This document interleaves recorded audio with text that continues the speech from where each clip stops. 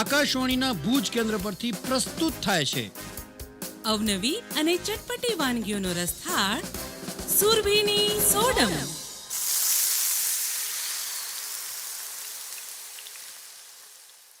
સુરભીની સોડમ કાર્યક્રમ સાંભળતા તમામ શ્રોતાઓને આપની રેડિયો દોસ્ત અને ફૂડી હોસ્ટ ભૂમિ ચોકસીના નમસ્કાર સાથે વેલકમ સુરભીબેન.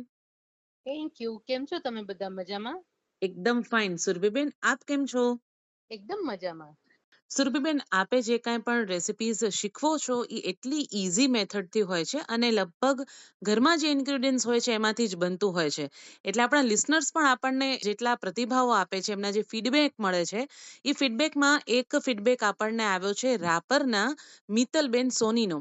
અને એ લખે છે કે સુરભીબેન વસાએ થોડા સમય પહેલા ફરાળી ઢોસા અમને શીખવ્યા હતા અને એ ફરાળી ઢોસા અને ચટણી એમણે એમના ઘરે બનાવ્યું છે અને એમણે આ સાથે પોતાનો જે બનાવેલા જે એમની ડીશ છે એનો એમણે ફોટો પણ આપણી સાથે શેર કર્યો છે. તો આપણે મિત્તલબેનને કહીએ કે તમારો ખૂબ ખૂબ આભાર એટલો સારો પ્રતિસાદ આપવા માટે. અને આવી જ રીતે અમારા કાર્યક્રમ તમે સાંભળતા રહેજો અને સુરભીબેન અને બીજા ગેસ્ટ જેટલી પણ સરસ વાનગી આપણને અહીં શીખવી રહ્યા છે એ તમામ આપણા લિસનર્સ છે એમના ઘરે બનાવે તો ચોક્કસ છે, પણ મિત્તલબેનની જેમ જો આપ પણ આપના ઘરે આ બધી જ રેસીપી ટ્રાય કરતા હો તો અમને એ ચોક્કસથી લખી મોકલજો. બહુ જ સાચી વાત છે. આ એક બહુ જ મોટું મોટિવેશન છે આપણા માટે કે જ્યારે આપણે કોઈ પણ વાનગી શીખવીએ અને એમના ઘરે એ બનાવે ને ત્યારે આપણે એવું થાય કે જે ફિલિંગ આવે ને એ આપણે જ બનાવીને જમાડ્યા હોય ને એવી સરસ ફિલિંગ આવતી હોય છે કે ઘરનાઓ બધા ખુશ થાય અને બહુ જ મજા આવતી હોય છે. તો થેન્ક યુ મિત્તલબેન, તમે આટલો સરસ પ્રતિભાવ આપ્યો એ બદલ. અને આ બધા જ લિસનર્સને પણ ખાસ કે તમે કોઈ પણ વાનગી બનાવો તો ચોક્કસ અમારી સાથે તમારા પ્રતિભાવો શેર કરજો.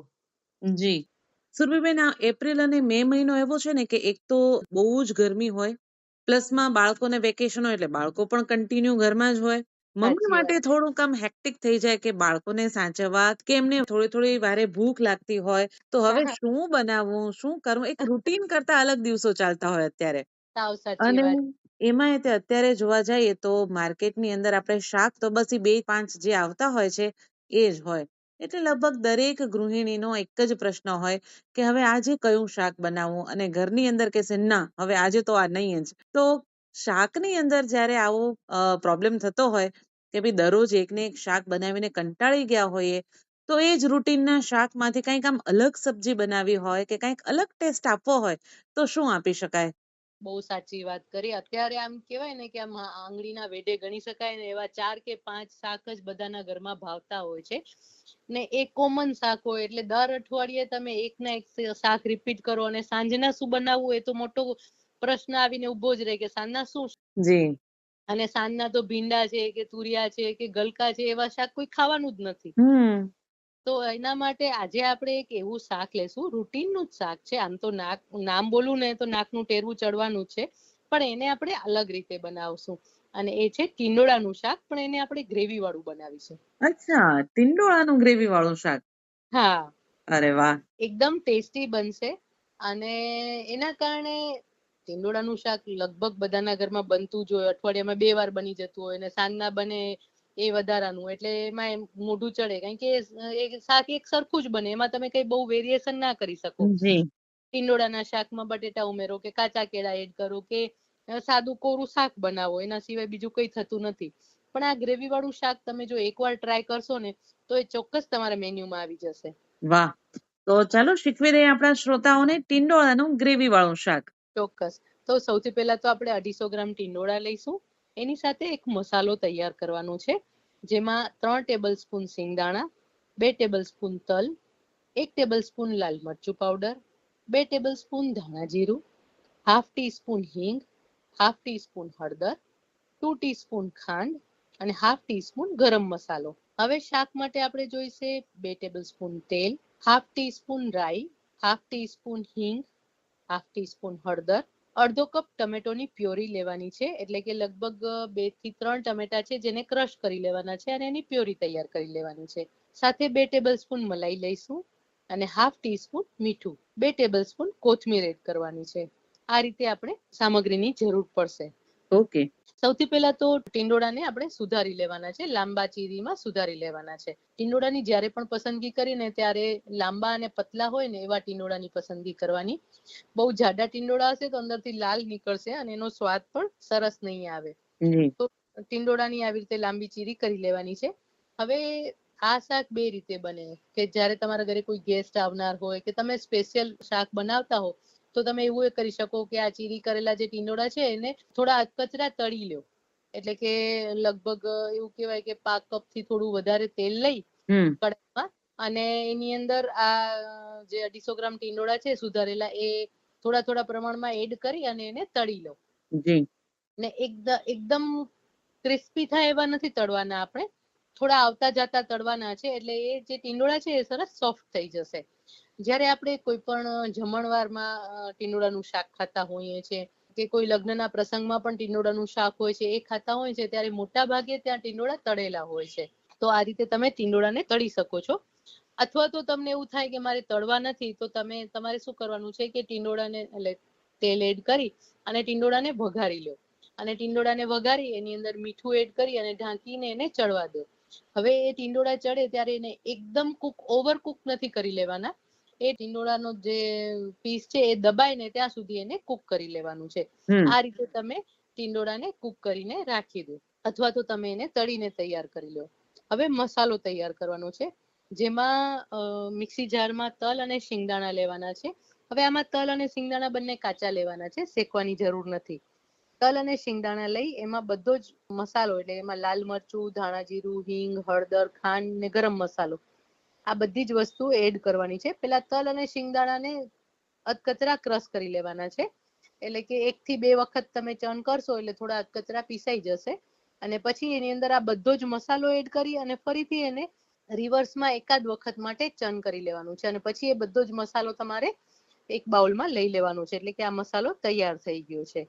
હવે એક કડાઈમાં તેલ લેવાનું છે. જો તમે ટીંડોળાને તળ્યા હશે ને તો પછી તેલ બહુ જ ઓછું લેવાનું છે અને જો તમે ટીંડોળાને તળ્યા ન હોય તો વઘાર જ કર્યો હોય તો 1 ચમચી જેટલું તેલ લેવાનું છે, જેમાં રાઈનો, હિંગ અને હળદરનો વઘાર કરી લેવાનો છે અને એની અંદર ટમેટો પ્યુરી એડ કરી દેવાની છે. હવે આ ટમેટો પ્યુરી તમે ટમેટોને ક્રશ કરીને પણ બનાવી શકો છો અથવા તો તમે છીણીને પણ તૈયાર કરી શકો છો. તો જો તમારે લસબસતું શાક બનાવવું હોય તો ટમેટાની પ્યુરી કરવાની છે, ક્રશ કરી લેવાનું છે અને તમારે થોડું લચકા પડતું શાક બનાવવાનું છે, થોડું ઘટ હોય એવું શાક બનાવવું છે તો ટમેટાને છીણી લેવાના છે. તો હવે ટમેટો પ્યુરી ઉમેરી અને એને સાંતળવાનું છે, 1-2 મિનિટ સાંતળવાનું છે જેથી કરીને ટમેટાની કચાશ દૂર થઈ જાય. હવે એમાં તૈયાર કરેલો મસાલો ઉમેરવાનો છે. લગભગ પા કપ જેટલો મસાલો આપણે એની અંદર ઉમેરી લઈશું. બધો જ મસાલો નથી ઉમેરી દેવાનો, પેલા આપણે પા કપ જેટલો મસાલો એની અંદર ઉમેરી લઈશું, પછી 1-2 ચમચી જેટલો જ મસાલો બાકી રહેશે તો પા કપ જેટલો આપણે મસાલો એડ કરી દઈશું અને જરૂર લાગે એટલું થોડું પાણી લગભગ 2 થી 3 ચમચી કે 4 ચમચી જેટલું પાણી ઉમેરી અને મિક્સ કરી લેવાનું છે અને મિશ્રણ એનું ગ્રેવી જેવું થાય એવું જોઈ લેવાનું છે.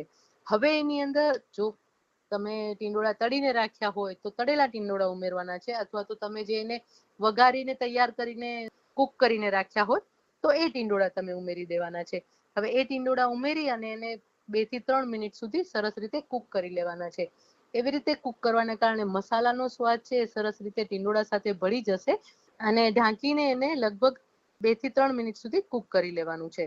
છેલ્લે એની અંદર મલાઈ અને કોથમીર ઉમેરી લેવાનું છે અને સરસ રીતે મિક્સ કરી લેવાનું છે. મલાઈ ઉમેરવાનું કારણ એ જ છે કે એની અંદર આપણે ટમેટા એડ કર્યા છે એટલે એની જે ખટાશ છે ને એને બેલેન્સ કરવા માટે આપણે થોડા પ્રમાણમાં મલાઈ એડ કરીએ છીએ અને એક ક્રીમીનેસ અને રીચનેસ આપે છે મલાઈ એડ કરવાથી. અને કોથમીર થોડી ઉમેરી અને મિક્સ કરી લેવાનું છે અને ફરીથી 1-8 મિનિટ માટે કુક કરી લેવાનું છે અને પછી આ શાક તમારું તૈયાર છે. વાહ! બહુ જ સરસ મજાનું ટીંડોળાનું શાક છે, પણ આખું અલગ જ ટેસ્ટ છે, ગ્રેવી વાળું શાક. આઈ એમ શ્યોર કે આપણા શ્રોતાઓએ આ શાક ચોક્કસથી ટ્રાય કરવું જ જોઈએ. રૂટીનના એકને એક શાકના ટેસ્ટથી કંટાળી ગયા હો તો ટીંડોળાનું ગ્રેવી વાળું શાક ખાસ આપના માટે જ છે. અને સુરભીબેન આજે બીજી કઈ રેસીપી આપણે શીખવશું? આજે આપણે કારેલાનું શાક શીખવીએ. ના, કારેલાનું શાક નહીં. અરે કારેલાનું શાક એટલું ટેસ્ટી બનાવીશ ને કે તે અત્યાર સુધી આવું કારેલાનું શાક ખાધું જ નહીં હોય. કારેલાનું નામ આવે ને એટલે મને એમ જ થાય કે આ કડવાશ વાળું શાક તો મારે નથી જ ખાવું. સાચી વાત છે. તમે જેવા પ્રતિભાવ આપ્યા એવો જ પ્રતિભાવ બધાનો હોય છે કે કારેલાનું શાકનું નામ સાંભળે ને નાકનું ટેરવું ચડી જાય કે ના ના બીજા બધા કેટલા બધા શાક છે એ મૂકીને કારેલાનું શાક કેમ બનાવવાનું. જી. પણ કારેલા ભલે કડવા હોય પણ ગુણમાં બહુ જ ગુણોથી ભરપૂર છે. એટલે આપણે આપણા ભોજનમાં કારેલાનો ઉપયોગ કરવો જ જોઈએ. અને આપણામાં તો જે બધા રસો આપેલા છે કે ખાટો, ખારો, તીખો, એમાં કડવો રસ પણ આપણા શરીરમાં જવો જ જોઈએ. અને આ કારેલાનો આપણે શાક એવી રીતે તૈયાર કરીશું ને કે એમાં કડવાશ તો લાગશે જ નહીં, સાથે બધાને પસંદ પણ આવશે. તો ચાલો શીખવી દઈએ. ચોક્કસ. તો આજે આપણે કારેલાનું ભરેલું શાક બનાવવાનું છે. અરે વાહ. તો એના માટે આપણે સામગ્રી સૌથી પહેલા તો જોઈ લઈએ. જી. 250 ગ્રામ કારેલા લેવાના છે. એની સાથે એનો મસાલો તૈયાર કરવાનો છે.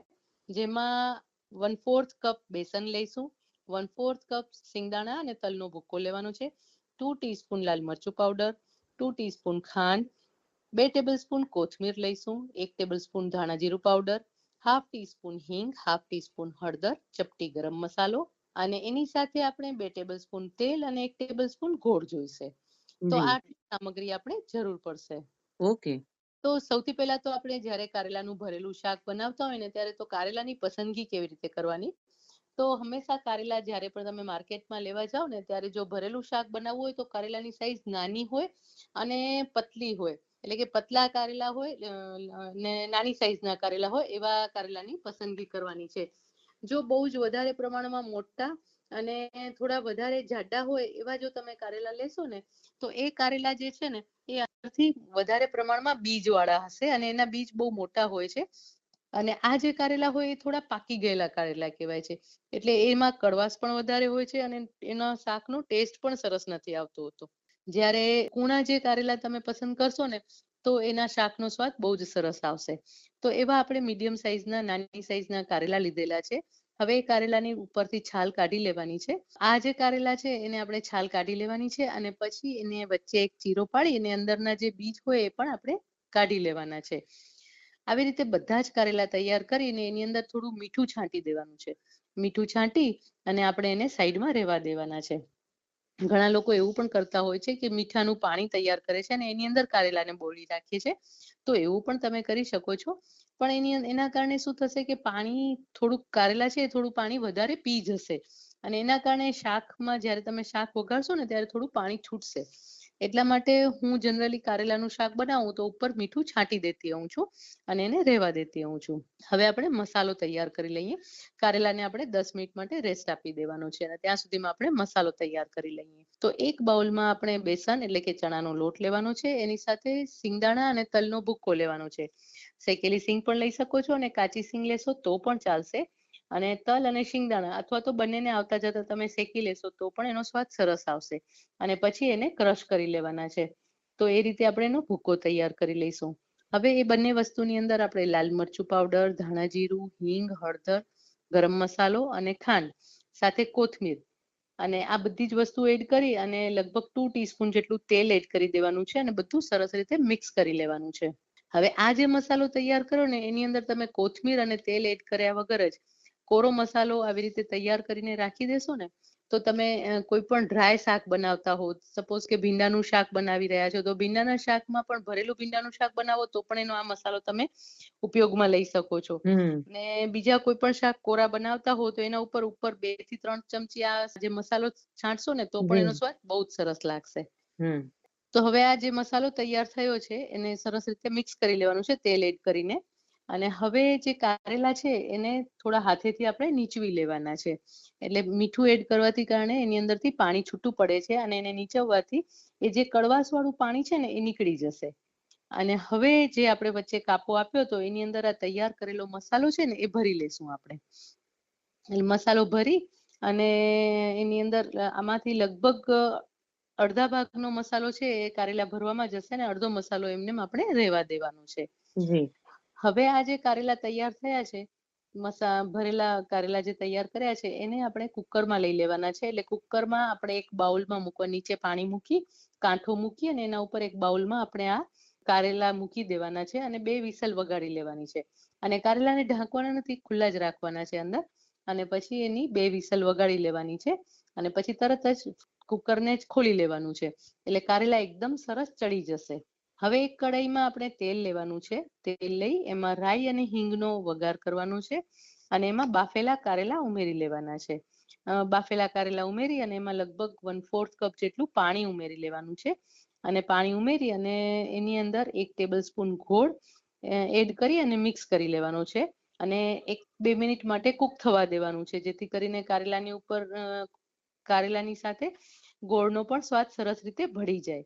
અને હવે જે વધારાનો મસાલો હતો ને એ બધો જ મસાલો આપણે એની અંદર પાછો ભભરાવી દેવાનો છે. ભભરાવી અને ઢાંકીને લગભગ 1 થી 2 મિનિટ માટે કૂક થવા દેવાનો છે. એટલે સરસ રીતે અંદર પણ મસાલો છે અને ઉપર પણ જે આ કારેલા છે એ સરસ મસાલાથી કોટ થયેલા હશે. અને આ કારેલાનું શાક તમે ખાશો, એક વખત બનાવશો ને તો તમારા ઘરમાં ચોક્કસથી આ રીતે કારેલાનું શાક ખવાતું થઈ જશે. જી સુરભીબેન, આપે બિલકુલ સાચી વાત કરી કે આપણે રૂટીનમાં આપણા ઘરે કારેલાનું શાક તો બનતું જ હોય છે, પણ આઈ એમ શ્યોર કે કારેલાનું ભરેલું શાક બનાવવા માટે આપણે જે ટિપ્સ આપી છે કે કઈ રીતે એને બનાવવું કે એમાંથી કડવાશ બિલકુલ ના આવે અને ઘરના દરેક સભ્યો એને હોંશે હોંશે ખાય. હા, બહુ જ સાચી વાત છે અને બધાને પસંદ આવશે. અને જો તમને ગમે તો ચોક્કસ અમને લખીને જણાવજો કે આ શાક તમારા ઘરમાં બધાને ભાવ્યું કે નહીં. જી, તો બહુ સરસ મજાની ભરેલા કારેલાનું આપે શાકની રેસીપી આપણા શ્રોતાઓ સાથે શેર કરી છે. તો સુરભીબેન, આટલી સરસ મજાની રેસીપી આપણા શ્રોતાઓ સાથે શેર કરી અને હા, શ્રોતાઓને કહીએ કે આ બધી જ રેસીપીના પ્રતિભાવો અમારી સાથે ચોક્કસથી શેર કરજો. હા જી, તો અમને પણ ખુશી થશે કે તમે વાનગી સાંભળી અને વાનગી બનાવો છો પણ ખરા. અને આ જે શાક છે એમાં મહેનત પણ એટલી બધી વધારે નથી કે તમે રૂટીનમાં શાક બનાવો છો એ જ રીતે બનાવવાનું છે. ખાલી 5 મિનિટની અલગ થોડી પ્રોસેસ કરવાની છે એની અંદર. જી, યસ. તો સુરભીબેન, આવી જ નવી રેસીપી સાથે મળીશું આવતા સપ્તાહે. ત્યાં સુધી આવજો. આવજો. તો શ્રોતાઓ, હવે મળીએ આજના આપણા ગેસ્ટને. આજના આપણા ગેસ્ટ છે રાધિકાબેન માદલાણી. રાધિકાબેન, સુરભીની સોડમ કાર્યક્રમમાં ફરી એકવાર આપનું સ્વાગત છે. Thank you. તો રાધિકાબેન, આજે આપ અહીં કાર્યક્રમમાં આવ્યા છો, તો આપણી શ્રોતાઓ માટે કઈ રેસીપી લઈને આવ્યા છો? આપણે અત્યારે ઉનાળો ચાલુ છે અને એમાં પણ કેરીની સિઝન. તો એક રેસીપી આપણે કેરીની લેશું અને એક ઉનાળાને અનુરૂપ રેસીપી લેશું. એટલે એક નમકીન છે દહીં પૂચકી અને કેરીની રેસીપી છે આમ કેસરી. અરે વાહ! દહીં પૂચકી એટલે મને લાગે છે કે કઈ ચાટનું કોઈ વર્ઝન કહી શકાય એવું છે. હા, એક જાતની ચાટ જ છે પણ દહીંનું પ્રમાણ વધારે, કારણ કે ઉનાળો છે ને. જી, તો ચાલો સરસ મજાની કેરીમાંથી બનતી રેસીપી શીખવી દઈએ અને ત્યારબાદ આપણે શીખવી દઈએ આપણા શ્રોતાઓને દહીં પૂચકી. હા જી, તો સૌથી પહેલા કઈ રેસીપી આપ શેર કરશો? સ્વીટથી જ શરૂઆત કરીએ. બિલકુલ. તો આપણે સ્વીટમાં બનાવીશું. અત્યારે કેરીની સિઝન છે તો બધાના ગામમાં અલગ અલગ કેરી મળતી હોય છે. તો આપણે અત્યારે અહીંયા કેસર કેરીનું ચલણ વધારે છે તો હું કેસર કેરી લઉં છું. જી, એટલે આપણી રેસીપીનું નામ પણ આમ કેસરી જ છે. વાહ વાહ! તો ચાલો સરસ મજાની આમ કેસરી એની રેસીપી આપણા શ્રોતાઓને શેર કરીએ. હા, તો એ બનાવવા માટેની સામગ્રીઓ કઈ કઈ જોઈશે? એક પાકી કેરીના ટુકડા, એક કપ રવો, આપણે જે સૂજી સ્વીટમાં વાપરીએ છીએ ને એ જ રવો લેવાનો છે. અને 1 કપ ખાંડ લેવાની છે. 2 કપ દૂધ લેવાનું છે. અને રવો શેકાય એટલું, કારણ કે તમારો રવો કઈ ટાઈપનો હોય, ઝીણો જાડો, પણ વધીને 5 થી 6 ચમચી જ ઘી જોશે. એટલે આપણે પેલા છે ને દૂધ લઈ લેશું સૌપ્રથમ, અને દૂધ અને ખાંડ બંને મિક્સ કરી, અને ખાંડનું પ્રમાણ વધારે છે એટલે સતત હલાવતા રહેવાનું. દૂધ ઉફાણો આવશે ને ત્યાં સુધીમાં ખાંડ ઓગળી જાય એવી રીતે. અને પછી આપણે બીજા પેનમાં ઘી ગરમ કરી અને રવો શેકીશું. રવાને ગોલ્ડન બ્રાઉન થાય ત્યાં સુધી શેકો. રવો શેકાઈ જાય એકદમ સરસ એટલે આપણે જે કેરીના ટુકડા કર્યા છે, બહુ ઝીણા પણ નહીં કરવાના કે કેરી સ્મેશ થઈ જાય, થોડાક મીડિયમ રાખવાના. એટલે કેરીના ટુકડા પણ આપણે આવે ખાવાના.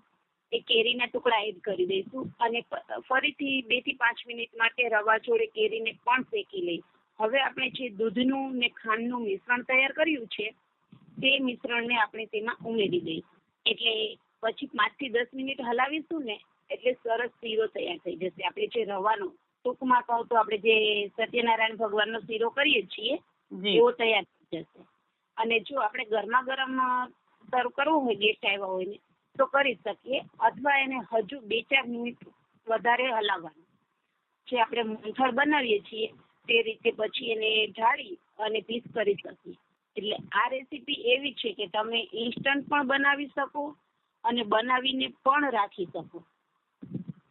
જેમ કે આપણે ખ્યાલ આવી ગયો કે 2 દિવસ પછી ગેસ્ટ આવવાના છે, તો આપણે તેમની જોડે એન્જોય કરવું છે, તો અગાઉથી કરી રાખવાની.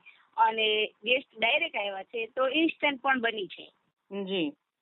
અને ટેસ્ટમાં બહુ જ સરસ થાય છે. બધા એકવાર જરૂરથી આમ કેસરી ટ્રાય કરજો, કારણ કે અત્યારે મોસ્ટલી બધાના ઘરમાં કેરી હાજર હશે જ, અને રવો તો આપણા ઘરમાં હોય જ. તો તૈયાર છે ગરમા ગરમ આમ કેસરી, અને ઠંડી પણ આમ કેસરી. અરે વાહ, રાધિકાબેન, આપે બહુ સાચું કહ્યું કે આપણા ઘરે સોજીનો શીરો તો બનતો જ હોય છે, પણ અત્યારે જ્યારે કેરીની આટલી સરસ મજાની સિઝન ચાલી રહી છે, તો એમાંથી આમ કેસરી તો આપણે બનાવવું જ જોઈએ ઘરે. હા જી, તો બહુ સરસ મજાની આ રેસીપી આપણે શીખવી, અને હવે બીજી રેસીપી આપણે શીખવવા જઈ રહ્યા છીએ, એ છે દહીં પૂચકી. તો આ રેસીપી શું છે એ જણાવશો? દહીં પૂચકી છે એ અત્યારે જો બાળકોને એવું છે કે કોઈને દહીં ના ભાવે, કોઈને લસ્સી ના ભાવે, અને રમવા તો બધાને જવું જ હોય, બારે વેકેશન છે એટલે. તો આ એક જાતની ચાટ પણ છે, અને ફ્રોઝન કરી પણ આપણે મીન્સ ફ્રીજમાં રાખીને બીજા દિવસે પણ સર્વ કરી શકીએ, અને બાળકોને પણ ભાવે એવી રેસીપી છે. અને આ ખાવાથી આપણને લૂ પણ ના લાગે એટલી, અને ટેસ્ટી પણ એકદમ સરસ છે, અને તેલનો ઉપયોગ પણ બહુ ઓછો થાય છે, તો ઉનાળાને અનુરૂપ છે. જી બિલકુલ. તો ચાલો શ્રોતાઓને આપણે આ દહીં પૂચકીની રેસીપી પણ શેર કરીએ. એ બનાવવા માટેની સામગ્રીઓ કઈ કઈ જોઈશે? દહીં પૂચકી બનાવવા માટે સામગ્રીમાં આપણે પેલા પૂચકી બનાવવાની રીત જોઈ લઈએ, સામગ્રી જોઈ લઈએ. પૂચકી બનાવવા માટે 1 વાટકી મગની ફોતરાવાળી દાળ લેશું, કારણ કે મગની દાળ પણ બહુ જ ઠંડી. જી. અને એને 2 કલાક અગાઉ પલાળી રાખીશું. પછી 1 વાટકી પાલક લેશું. પાલકમાંથી પણ બાળકોને ભરપૂર આર્યન બધું મળી જાય. 1 ડાળખી કોથમીર લેશું, એ પણ ડાળખી સાથે જ લેશું. આપણે બધી વસ્તુ હેલ્ધી જ લેશું.